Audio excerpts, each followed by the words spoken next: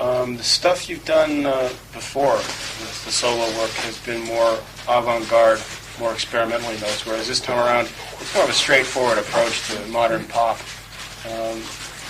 Is there something intentional behind the change there? Well, I have been trying to forge a version of music that is pop and avant-garde. I find that the most challenging thing to do. It's easier to do either straightforward pop songs or to try and be as strange as you can be and be avant-garde. But to put the two elements together is what I always found most appealing in other people's music. Strawberry Fields Forever or something like that.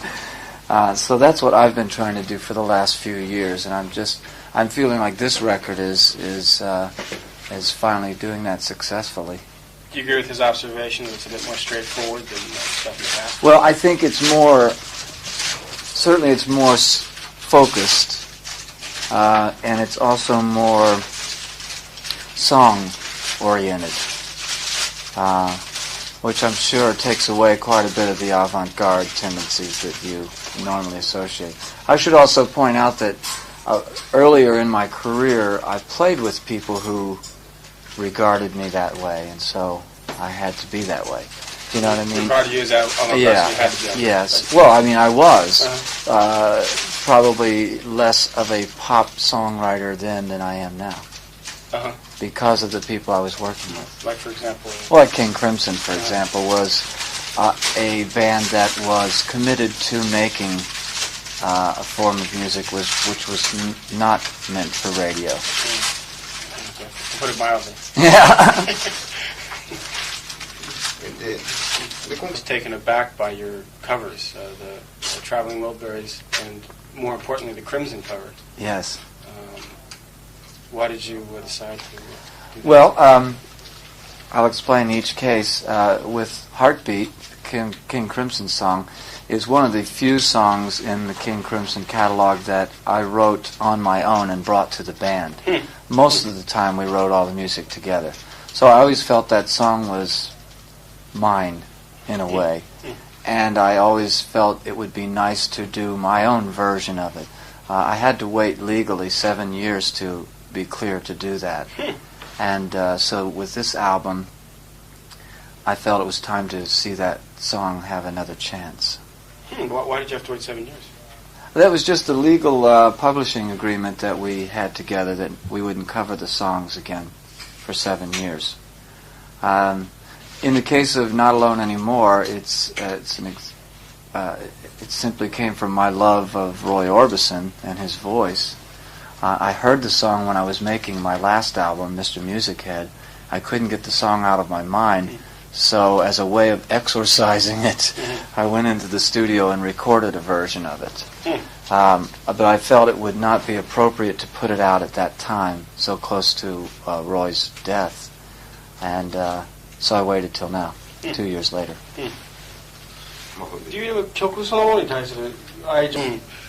It seems like there's a sort of a tenuous thread running through your career there, especially in terms of you're being hired on as you're being a hired gun in bands like the Talking Heads, or along with Bowie, or even your work with Crimson, maybe. They seem to try to all sort of forge new territory, and you're an integral component, in sort of this wedge. Are you conscious of this? Well, I am, of course, now with hindsight, aware that is what was happening. Probably surprised me as much as it did anyone else to end up in all those, such a great variety of, I think, innovative bands, and it was always a case of someone seeing me or hearing me play and then asking me to do something with them. And the timing just seemed to be perfect for those cases. It was only when I joined King Crimson that I was able to start the process of awareness for everyone that I could write songs and sing. And before that, I was just simply a guitarist that everyone liked to use on their records. But always in my mind, I wanted to get to the point where I've been in the last few years of formulating my own music. Now I like to balance between the two. I sometimes like to do collaborations with interesting artists, and I sometimes like to do completely self-indulgent solo albums. Best of both worlds. He would assume that the reason they hired you on is because you seem to combine both a primitive and a contemporary element. How do you see it? What do you think they wanted from you? You talked about them as innovators. I think it's probably a little different case to case. Frank Zappa, for instance, used me more frequently as a singer. Talking Heads didn't. King Crimson used me as a writer and singer and guitarist, and so on. But I think the most common thread about it is obviously the guitar playing. And that is due to the flexibility of what I do with guitar. Like Laurie Anderson said, she would never work with a guitar player. When then she worked with me for 2 albums and a movie. And when they asked her about that, she said, well, he really isn't a guitar player. He makes sounds with his guitar. And I think that's the common thread, that's I've never approached guitar as such, just, here's a guitar player. I always like to utilize the guitar as a means to make any sounds that I need to hear. Same when I do my records. Whatever colors I need on that record, I can quite often get them from the guitar. So it's that versatility. Yeah, I think so. It was noted that most of the people who hire you on seem to sort of be the intellectual types, or are labeled as such. Yeah. That being the case, do you ever get the feeling that you're being used by them, as schemers? I have felt some slight manipulations at times, but in the music field, you kind of live and learn, and mostly I've been very fortunate. I feel, most of the relationships I have developed into very good friendships, and the most important thing is the quality of music itself. In King Crimson, I felt manipulated frequently, but now that I look back on it, I feel like, well, that was okay because the music we did was very good, and I'm very proud of it. So. The most common thing that happens to me is I develop these great, deep friendships with these people. We travel around the world together, and then you never see each other again. And I think that's the most unfortunate part of it.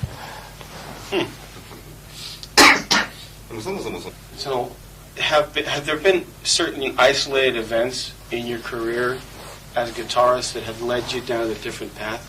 Because, you're obviously not the standard garden variety guitar player. You do get the different sounds. I think the main thing that the main turning point I ever had was somewhere in the middle 70s, when I made a self-realization that I had learned from a lot of other guitarists, had educated myself by listening to their playing and learned exactly how to play like them. But there was no me. I just sounded like Jeff Beck or Jimi Hendrix or whoever. And I, at that point, decided that I had to consciously break the habit of sounding like other people. So every time I caught myself playing a stock blues lick or a Jimi Hendrix thing, I would try and insert something else of my own device, And what I realized when everything was stripped away was that what I liked to do best with guitar was make it sound like things. And I started developing these whole catalog of effects, car horns and seagulls and backwards tapes and things. And then this coincided pretty much with the time that I joined up with internationally famous touring bands, Frank Zappa and David Bowie. And before I knew it, I had a reason to utilize these things in a more musical fashion.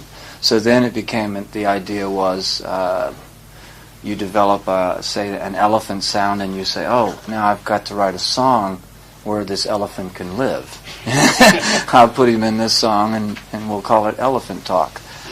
So there became reasons for these things, more musical reasons. But the sounds came first. Yeah, my love of experimenting with the guitar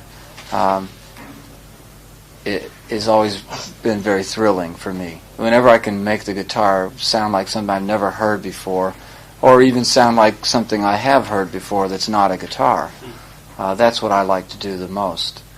So consequently now, over the years, I've got this big vocabulary to draw on, and it really helps me when I go to do records or when I go to work with other people.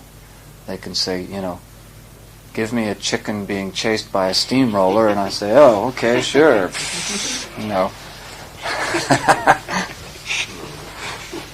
What do you think of the classical example of a guy who strives for more clarity or more speed? What do you think of that kind of guitar? Oh, I think that's fine. I think anyone who's diligent and passionate about what they do in any field of guitar playing or music at all is commendable. It's not necessarily to my taste. But Robert Fripp, for example, is a very precise, very educated, practiced musician, and I think he's a terrific guitar player. That just isn't the way that I approach it, and maybe that's the beautiful thing, the difference between us. Correction, he's a disciplined guitar player. That's a very good word for it. A disciplined guitarist. Seems like the most recent album is almost like a sort of a concentration, the best of everything you've done so far. Is that a valid? I would hope so. Yeah, I would hope it's. I feel like I'm reaching a certain point like that, where I'm able to now draw on things that I've always been wanting to get to. Like any life experience, you just have to keep experiencing things, and you learn from each step of the way, and every now and then you're able to stop and put it all together again. I hope that's what's happening with this record. I think one of the nice things about this record that maybe makes it what it is that I only had 10 weeks to do it. I finished touring for Mr. Music Head. I had 10 weeks from that time till the time I was supposed to show up in New York for rehearsing this world tour with David Bowie. And so I had very little time to contemplate or deliberate on anything. I just had to go in and put music together and do it, very much under pressure. And I liked working that way. Maybe next time I make another album, I'll give myself 2 months. How would it have been different if you had more time to do it? Well, I think if I have more time, I have a tendency, like so many artists, to try too many things and experiment too many ways and stretch yourself too far. With this album, I really didn't have time to think about it. I just did the songs that were in my head as quickly as I could, and I tried to make them simple and direct, and I tried to make them sound like a band, even though I was playing all the instruments, and I tried to make it a very simple variety of songs, not too far to either side, and I think it was successful for that. But we'll see how successful. You said that you've been sort of recognized in Japan so far as the guy that produces the weird sounds, whereas this record could I guess convey a different sort of image of you, different impression of the kind of artist you are, a more focused artist maybe. Well, what I've been hoping would happen is that people would start seeing me as a more complete musician, not just the guy who plays weird guitar stuff. So for the last 3 albums, I've tried to pour as much of my musicality into these records, do as many things as I can myself, as a way of showing the audience that there's more to it than just the surface idea of a guy who makes weird noises. And also, I think it's just a maturing process. You just work so many years at something and it starts developing. じゃあ最後にですね、今までこう一緒に He wanted you to give like a very short sort of evaluation of each person you've collaborated with, so each person or band you've collaborated with so far. First of all, he'll start with Zappa. Okay, Frank Zappa is a musical genius, I think, although I don't always like everything he does musically. My work with him in 1 year was very satisfying. I learned a lot from him. It was early in my career. He's responsible for discovering me, so I owe him something. It's his fault. And I really enjoyed working with Frank. He's very straight to the point, no bullshit kind of guy, and he's a lot of fun as well. I mean, you pick up a lot of daily information from him about life in general and in every aspect. There you go. ステージツアーの頃のデビッド・ボーイをヒーローズとかあの頃のツアーの頃のデビッド・ボーイ今のボーイじゃなくて、あの当時のボーイ聞いたんですけど How about Bowie, back when you first started touring with him? Well, there's a great difference between David Bowie 12 years ago and David Bowie now, and I'm sure there's a difference in me as well. 12 years ago when we did a world tour and 2 albums, I very much felt in awe of David. I was just a young, naive, green guitar player from Kentucky. And I felt unable to get close to David. I felt like a hired musician. And that's what I was. Now, 12 years later, I feel like we're musical peers. In that developing time, we've both done a lot of things, and they have similar qualities musically. And now, my relationship with David is one of real easygoing, relaxed, comfortable friendship. We joke around a lot.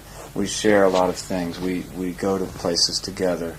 We have dinners together. We buy books and exchange them. You know, it's a different feeling, and I really like it. It's made this tour the most exciting and most comfortable tour that I've ever done, because I finally feel at home. David Byrne, I can't say I know David Byrne very well. He's a very shy, introverted person, much like you would think he is. He has a goofy sense of humor, and I think he has a unique knack for combining different musical elements. I like David, but as I say, I don't know that I know him extremely well. We worked together for a year, and he was always pretty quiet.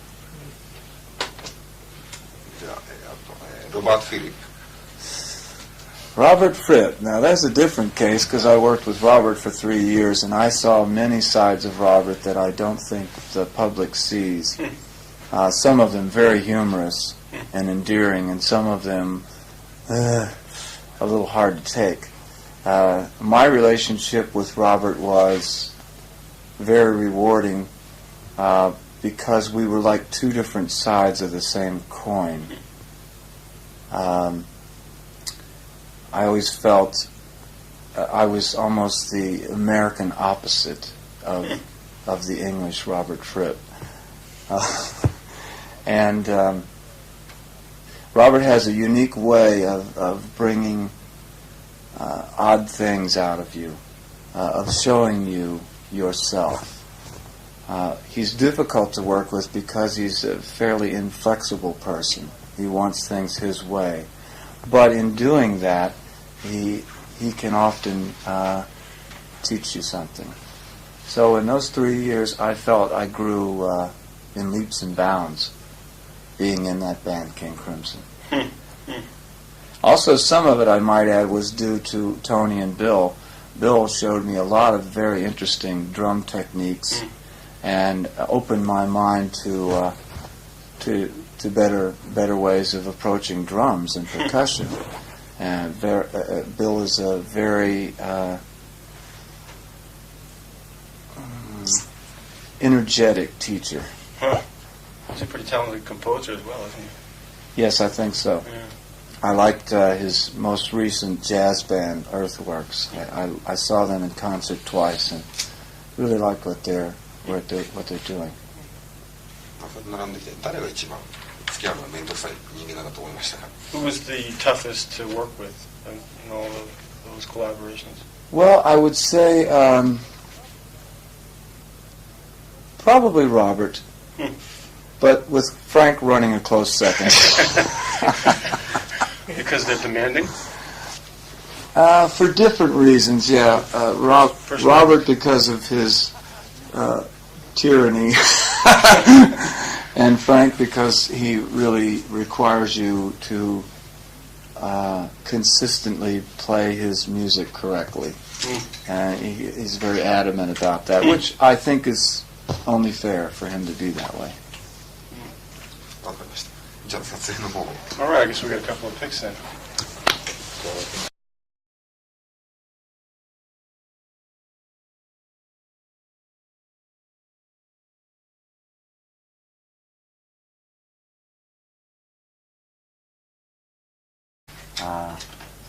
Strawberry Fields Forever or something like that. So that's what I've been trying to do for the last few years, and I'm feeling like this record is finally doing that successfully.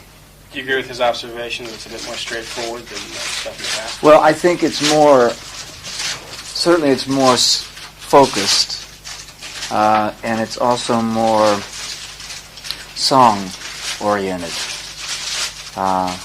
Which I'm sure takes away quite a bit of the avant-garde tendencies that you normally associate. I should also point out that earlier in my career, I played with people who regarded me that way, and so I had to be that way. Do you know what I mean? Regarded you as avant-garde, Yeah. you had to be Yes. Well, I mean, I was probably less of a pop songwriter then than I am now. Uh-huh. Because of the people I was working with. Like, for example? Well, like King Crimson, for example, was a band that was committed to making a form of music which was not meant for radio. Okay. To put it mildly. Yeah. I was taken aback by your covers, the Traveling Wilburys, and more importantly, the Crimson cover. Yes. Why did you decide to do that? Well, I'll explain each case. With Heartbeat, King Crimson's song, is one of the few songs in the King Crimson catalog that I wrote on my own and brought to the band. Most of the time we wrote all the music together. So I always felt that song was mine, in a way. And I always felt it would be nice to do my own version of it. I had to wait legally 7 years to be clear to do that.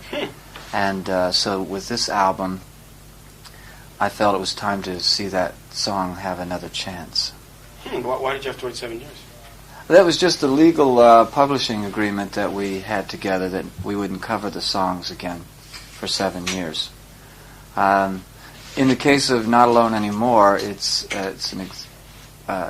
simply came from my love of Roy Orbison and his voice. I heard the song when I was making my last album, Mr. Music Head. I couldn't get the song out of my mind, so as a way of exorcising it, I went into the studio and recorded a version of it. But I felt it would not be appropriate to put it out at that time, so close to Roy's death. And the stuff you've done before, the solo work, has been more avant-garde, more experimentally based, whereas this time around it's more of a straightforward approach to modern pop. Is there something intentional behind the change there? Well, I have been trying to forge a version of music that is pop and avant-garde. I find that the most challenging thing to do. It's easier to do either straightforward pop songs or to try and be as strange as you can be and be avant-garde. But to put the two elements together is what I always found most appealing in other people's music.